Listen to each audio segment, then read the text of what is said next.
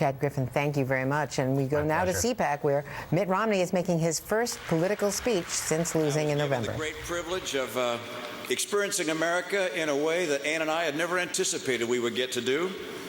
Our fellow citizens opened up their hearts and their homes to us.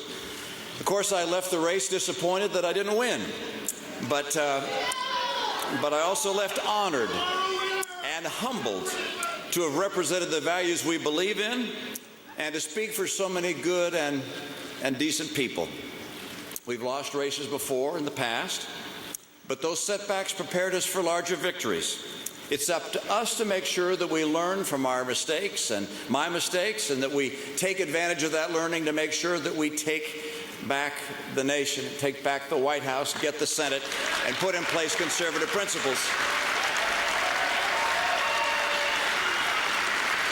Now, it's fashionable in some circles to be pessimistic about America, about conservative solutions, about the Republican Party. I utterly reject pessimism. We may not have carried on November 7th, but we haven't lost the country we love, and we have not lost our way. Our nation is full of aspirations and hungry for new solutions. We're a nation of invention and reinventing. My optimism about America wasn't diminished by my campaign. In fact, it grew. It grew as I saw the people of America and heard their stories. I've seen American determination in people like Debbie Summers of Las Vegas. She runs a furniture rental business for conventions there. When 9/11 hit and when the recession hit, that tanked her convention business. But she didn't give up. She didn't close down the business, didn't lay off her people. Instead, she taught her people how to make furniture, and her business thrives. I've seen perseverance. Harold Hamm drove a truck for 10 years so he could afford to go to college. He majored in geology. He was studying some geological surveys, concluded there must be oil in North Dakota. Went to North Dakota and drilled a well, dry hole. I'm told it cost $2 million to drill a dry hole. He drilled 16 more. They called it Harold's Folly up there till the 17th. The Bakken Range he discovered is estimated by some to have as many as 500 billion barrels of oil.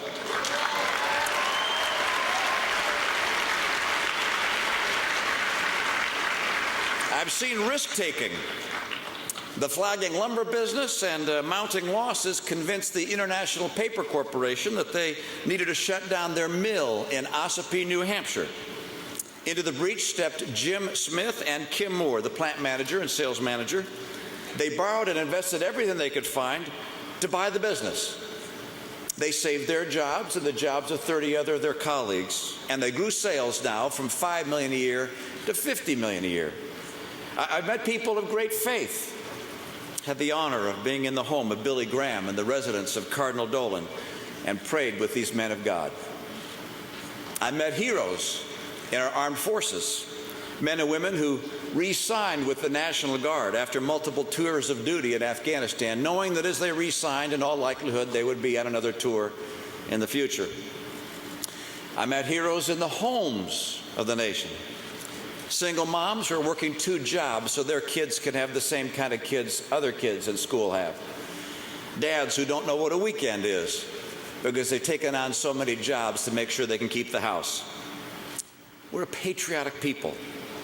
The heart of America is good. Our land is blessed by the hand of God.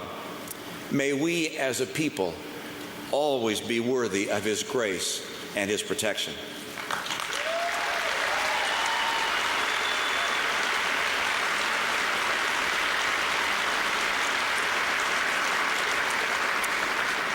Like you, I believe that a conservative vision can attract a majority of Americans and form a governing coalition of renewal and reform.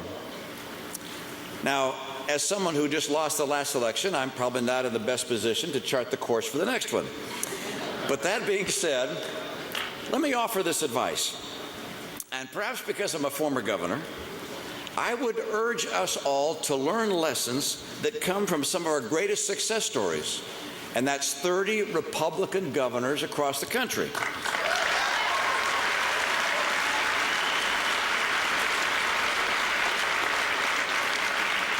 They're winning elections, but more importantly, they're solving problems, big problems, important problems. Governor Nathan Deal in Georgia secured a constitutional amendment to make sure they can have charter schools. Governor Rick Snyder got in place right-to-work legislation in Michigan.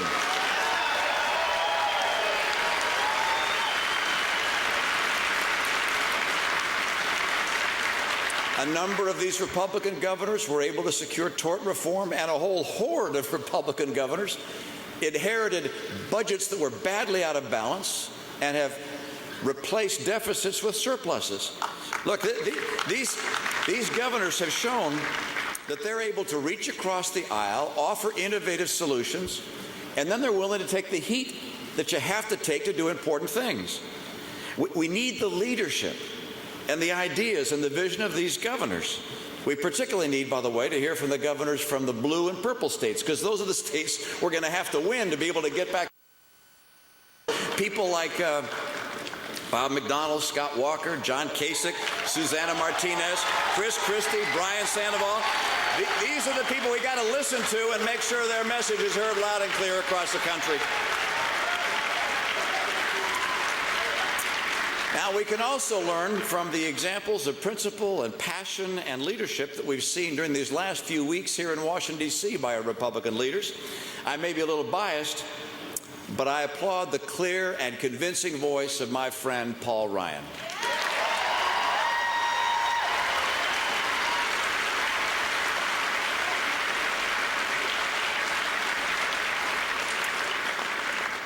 Now, if I were to offer advice to any person who was or became the President of the United States, it would be this: do whatever you can to keep America strong, to keep America prosperous and free and the most powerful nation on earth. It's no secret that the last century was an American century, and it's no secret that over the span of the coming century, that is not written in the stars. America's preeminent position is not guaranteed. And the consequence, if America were to become surpassed by another nation,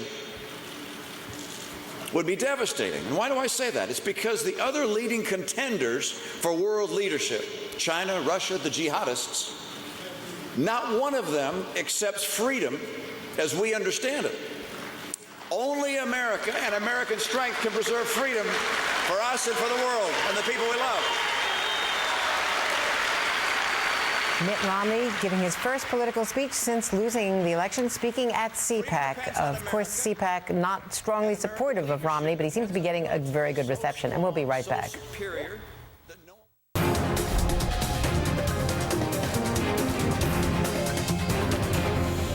I'm Craig Melvin in for Tamron Hall on this Friday. The News Nation is following some developing news. The return of Mitt Romney. Romney left the stage just moments ago. It was his first public speech since losing his bid for the White House in November. Governor Romney has been keeping a low profile ever since election night, but today he addressed CPAC, the annual conservative conference taking place right now in Maryland this morning. Romney's former running mate, Paul Ryan, got a standing ovation from the conservative faithful there, but Ryan did not mention Mitt Romney one time in that 14-minute speech. The Wisconsin congressman focused on his new budget. So it's a case of the old versus the new, with more than half a dozen potential presidential contenders taking their turn rallying the Republican base, including tonight's keynote speaker, Jeb Bush. NBC News deputy political editor Domenico Montanaro is at CPAC. Give us a sense of how Romney was received there. What was the mood like in the room as he took the stage and delivered his speech? I think it's pretty safe to say he was the best received speaker of the 2 days so far. Rousing standing applause when he came in to speak. And mostly it was a thank you to the crowd, to supporters, conservative activists who stood by him. This room back here fits 3,500 seats, so and it was packed. Every seat was in here. Rousing applause, like I said. So this was really, like I said, a thank you to these activists. Very well received. And it was largely a lot of what we'd heard on the trail from Mitt Romney, most of his stump speech, and he did say that, I'm sorry I won't be your president, but I will be working with you shoulder to shoulder. Why CPAC? Why did he decide to go there? Well, it's important to note that CPAC has been really important to Mitt Romney over the last several years. Since 2007, each of the last 6 straw polls at CPAC, Mitt Romney's been either first or second. That's pretty significant. This is the place in 2008 where he dropped out. It's also in 2012 where he's declared himself a severely conservative governor, which some in Massachusetts pushed back against, of course. But, this is why they feel like this is a place where it all started for him, and he had some very deep support, and that was evident today. Besides the thank yous that you just mentioned, any other any policy stuff in there? Any other specifics? Well, he did say that he's still optimistic about the country, that his election didn't make him pessimistic, but he said that it's up to these conservative activists to make sure that the country doesn't go in a wrong direction. He said that he feels like it's going in the right direction, as he can see, but that conservatives still need to stay fired up and stay involved. All right, Dominica Montanaro for us from CPAC. Thank you, sir. Hey, thanks. I want to bring in conservative radio show host Steve Deace, who has not been shy in his criticism of Romney, both before and after the election as well. Steve, first of all, let me just get your take on the speech. I thought the speech was actually very gracious, and I would agree with Pete. I didn't think that he was hinting at any kind of future presidential run, thank God, but it was very gracious and sort of a tip of the cap for a guy that has had a lot of time in the spotlight and wanted to thank people that had helped to put him in the position ultimately ended up in. He was only given 15 minutes to speak today by CPAC organizers. This is how Politico put it, saying in part, quote, Mitt Romney gets B-list treatment at CPAC. The base moved on 4 months ago, and most Republican activists don't really care what their failed nominee thinks anymore. What did Romney add to the conference?